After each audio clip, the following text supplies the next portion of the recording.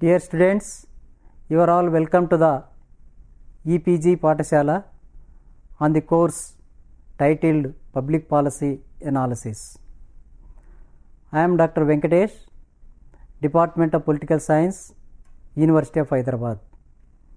My areas of specialization are Public Policy Analysis, Public Governance and Election Studies. As part of Public Policy Analysis, today I would like to speak on public policy design, instruments and tools. Friends, if you look at the existing literature on public policy analysis for the last few decades, one will come across that there has been a tremendous growth in the area of the policy design, because the public policy design is an important component in the public policy debate and discourse. Subsequently, the instruments which are supposed to be used for the displaying of the public policies to the community are also emerging as the one of the important area for this study. Therefore, the prominent scholars including Guy Peter, Christopher Wood, Patricia LaGalla, etc. have contributed extensively in this area. See, if you look at the recent literature, especially Guy Peter's contribution for the writing on the public policy design, if you can refer one of his latest article, that is Public Policy Design, Shift from Technocrats to Complexity and Beyond, it gives a clear-cut idea. Therefore, today in this class, I would like to basically focus on what is meant by policy design. What are the definitions of the policy design given by the various scholars? What is the historical evolution of the policy design? What are the instruments which have been existing for the taking policy transformation through the instruments? And subsequently, I also would like to illustrate the nature of policy instruments, political relations and legitimacy that has been taking place on the basis of the classification given by Christopher Wood. Christopher Wood is another prominent scholar in the area of the policy design. So, when you look at the definition part of the policy design, Guy Peters raises three important questions. One is that what is policy design, and in which way the notion or the concept of policy design has been contributing for the remaking, improvement, changes and transformation of the public policy or the designing of the policies. So, with these basic questions, now we will go into the defining of the meaning of the policy design. When you look at the literature on the policy design, it is understood that the policy design is not a production of the artifacts. The policy design is basically some set of an attitude. It is designing from the academic point of view. It is some set of a mental exercise when before taking for the implementation of the policy, because there are so many components in the policy, public policy analysis, that is the policy formulation, policy implementation, policy evaluation, etc. But before all these stages, the policy design requires several important aspects to be taken into account. The major challenge for policy design relates to a more comprehensive conceptualization of both policy and design. From the commonsensical point of view, it is emphasized that policy cannot be limited to decision making or implementation. However, it represents for a multi-dimensional mechanism for intervening into society, economy for systematic change. According to Guy Peters, for design, there is a need to set concepts and understanding right from the onset. Design is certainly not not one thing, and intention is not to propose a standard definition. Modern design has always been a very diverse and diverging practice, which has tended to integrate methods from the other disciplines as it expanded its scope over the last 2 or more centuries. After the Second World War, design has integrated elements of systems theory and cybernetics, organizational development, and communication theories. With the complexity and further broadening of the scope of design applications, design thinking, research, and practices started to embrace the notion that design is not merely about producing material artifacts, but it can be conceived of as organizational design, dialogic design, or systematic design. Therefore, Churchman, Osbekan, Akoff, Nelson, and Stolterman argues that design is the practical wisdom and a way of human inquiry differentiated from science and arts. It is only through design that one activity seeks to introduce change, with design being the ability to imagine that which does not exist to make it appear in concrete form as a new purposeful addition to the real world.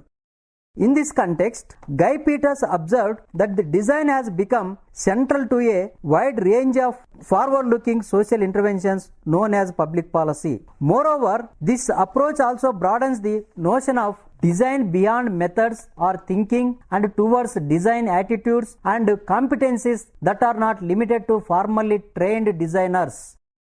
Most importantly, this emphasizes that design is not just about problem solving, deals with approximating idealized or particular real life situations in order to create structure, meaning, and functionality. Boland and Kolepi defines design is the giving of form to an idea for shaping artifacts and events that create more desirable features. Again, design is not about methods or thinking, but the design attitude, which is different from decision making or problem solving, because design represents the relentless search for openness and the need to expand the solution space. Simon defines design as the human endeavor of converting actual situations into preferred ones.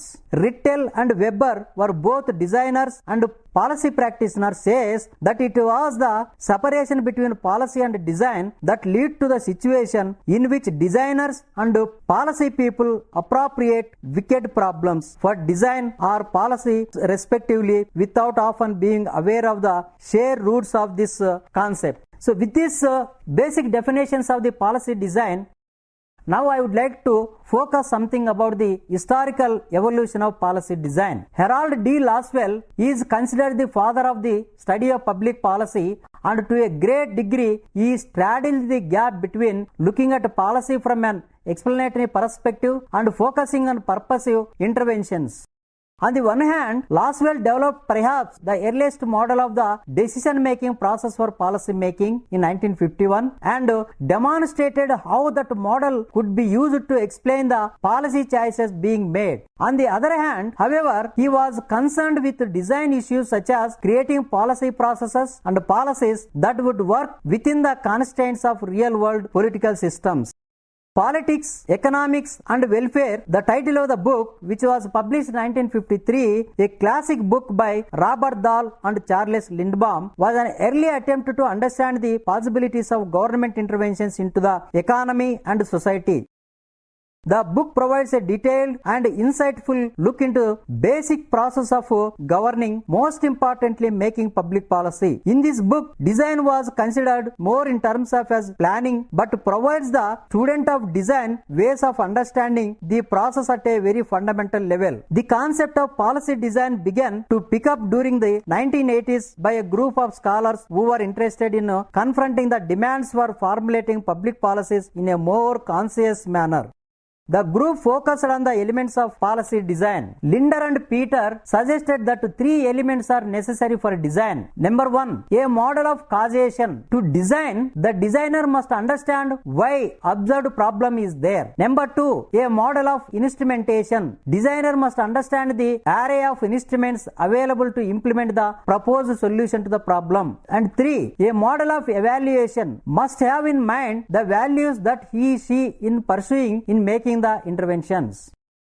Aaron Wildewski was also concerned with how to make such effective interventions into the economy and society. Although Wildewski was in many ways skeptical about the capacity of governments to design policies and to make such selection interventions, his perspective on policy did point to the importance of design and planning issues in policy process. Now I would like to shift from the historical evolution of the policy design to the instruments as the focus for policy design. The design approaches mentioned above were much interested in instrument selection as one component of the overall design for a policy. A subsequent stand of thinking about policy design focused on instruments as the central element of design. Perhaps the best examples of this manner of thinking about design can be seen in the work of Michael Howlett. Although it builds on a very large volume of tools, literature in public administration and policy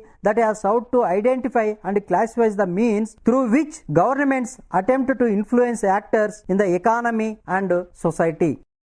It can be argued that policy formulation and instrument selection are perhaps the heart of any design process. Attempting to understand policy design without understanding the natural problems or the values involved appears to shooting in the dark. The wicked problems literature provides one means of understanding policy problems, but that does not address the variance in the nature of more ordinary problems. Further, accepting problems as given does not take into account adequately extent to which policy problems are political constructions rather than some objective conditions that can be addressed by the proper instrument. Patricia Lee Galls, in his chapter on policy instruments and governance, this has been published in the book titled Governance, says that public policy instrumentation is therefore a means of orienting relations between political society via the administrative, executive and civil society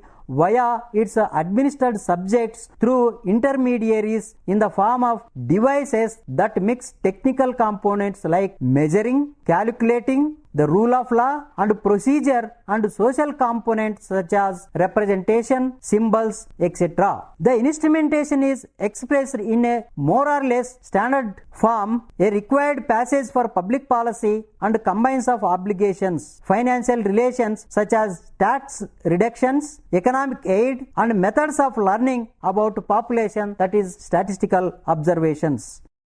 Public policy instruments are a form of power. Instruments are not neutral. They structure, design public policies and their outcomes. They have impacts on their own. They are independent from the policy goals and they structure the mode of governance. Instruments determine the way in which actors are going to behave and create uncertainties about the effects of the balance of power. They will eventually privilege certain actors and interests and exclude others. They constrain the actors while offering them possibilities and they drive forward a certain representation of problems. The social and political actors therefore have capacities for action that differ widely to the instruments chosen. The instruments partly determine what resources can be used by whom. The instruments allow forms of collective action to stabilize and make the actors' behavior more predictable and probably more visible.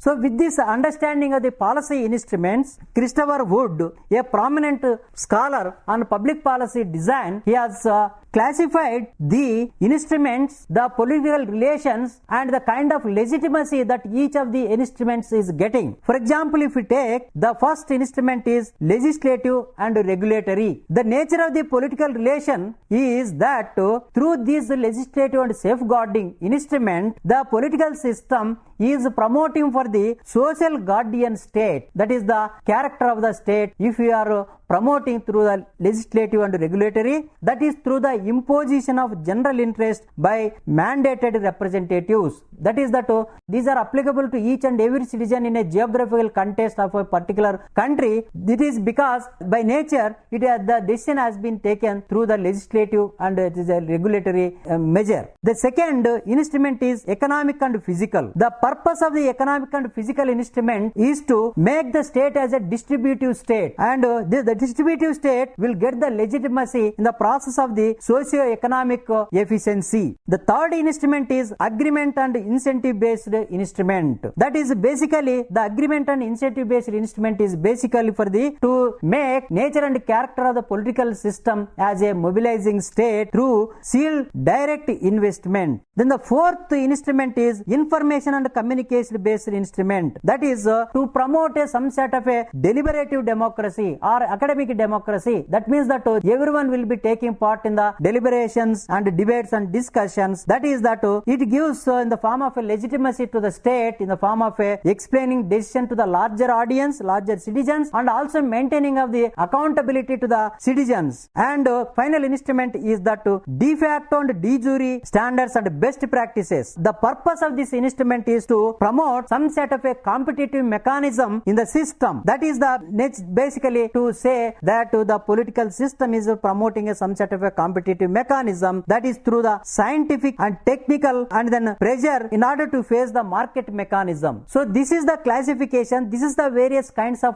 instrumentalities that has put forward before at the time of the designing of the public policy. And then now coming to the question of the tools. In the public policy design, the people who are involved in the designing of a policy, that is from the academic perspective, they will be having a set of tools. On the other hand, the people who are involved in the implementation, they will be having some sort of a different type of tools. Subsequently, the people who are evaluating a public policy will also be having a different type of tools. So when we look at it from the an academic perspective, the tools that are available for the policy designing are that the quantitative and qualitative tools. The quantitative tools that basically collect the quantitative information, that will also facilitate for the quantification of the data in the form of tables and then in the form of graphs and then computerization, etc. The quantitative data is collected through that structured questionnaire will be a comprehensive one, and that brings out a comprehensive information about any issue on which the system is supposed to make a policy design.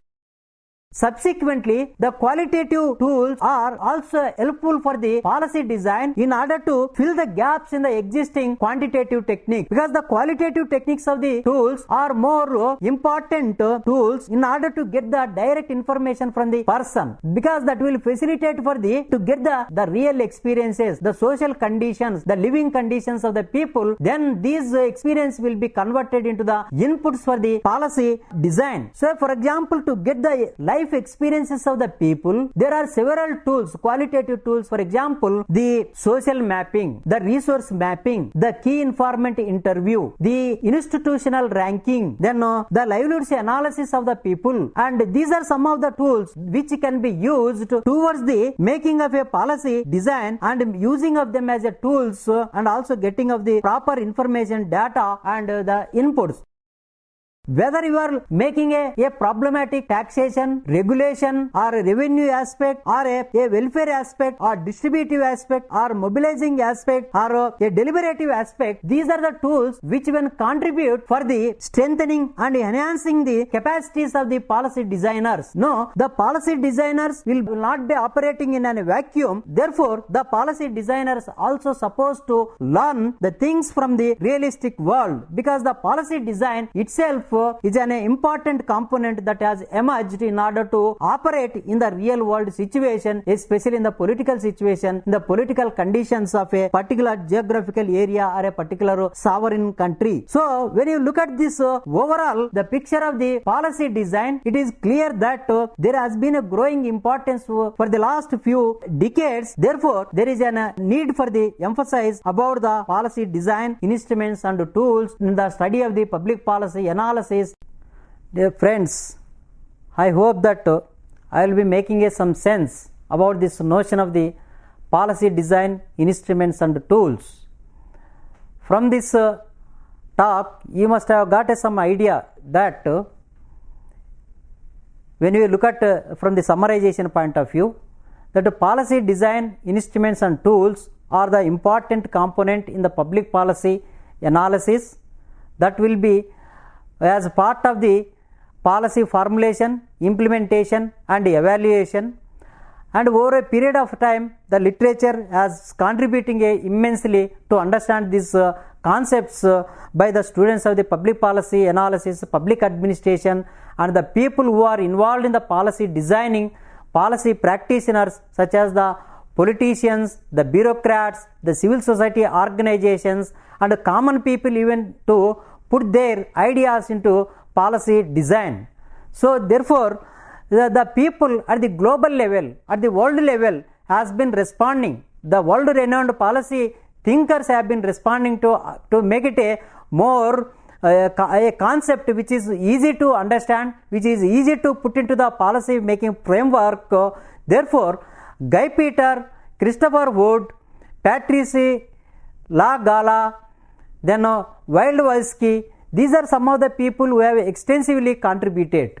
The intention and purpose of the policy design is that they don't want to make any confusion among the students about the concept of the policy design. Therefore, they have extensively deliberated about the idea of the design and then looking at it the policy design, putting into the academic debate and discussion about the broader concept of the policy design. They have clearly stated that policy design is not a production artifact or producing some material or designing some building, but it is some sort of a attitudinal design of the human beings and more specifically designing of the policy which has got a purpose or an objective of bringing about socio-economic transformation in the society and reaching the benefits of the public policy to the logical end or the people who are supposed to get them benefited. So subsequently, the policy design also required quite the effective instruments in taking forward to the logical end. Therefore, they have also deliberated about the policy instruments and subsequently, in order to get the inputs for the policy design, the policy designers also suggested certain tools to get the real world situation or the information from the real world situation, what is happening to the individual, what is happening to the community, what is happening to the policies, to what extent the instruments and instrumentalities have been contributing immensely immensely as well as enriching of the notion of the policy design. So therefore, over a period of time, the academic importance to the notion of the policy design has been increasing. Its significance has been becoming one of the most world recognized aspect in understanding. That is why when we look at the prominent public policy institutions across the globe, for example, Crawford School of Public Policy in Australia, the Lee Kuan School of Public Policy in Singapore, Harvard University, London School of Economics and Politics, and the Azerbaijan Institute of Public Policy in Kazakhstan, and several such well-known institutions have been focusing on the policy design exercise at length. And therefore, it is essential we must also look into this concept in a deeper manner so that to get the proper understanding, the scientific understanding, the realistic understanding of the notion of public policy, to make it as one of the most scientific, appropriate and relevant topic today. So in continuation to this policy design, and next topic we will be discussing about the public policy institutions, actors. That means that the institutions and actors in the making of the public policy. Thank you.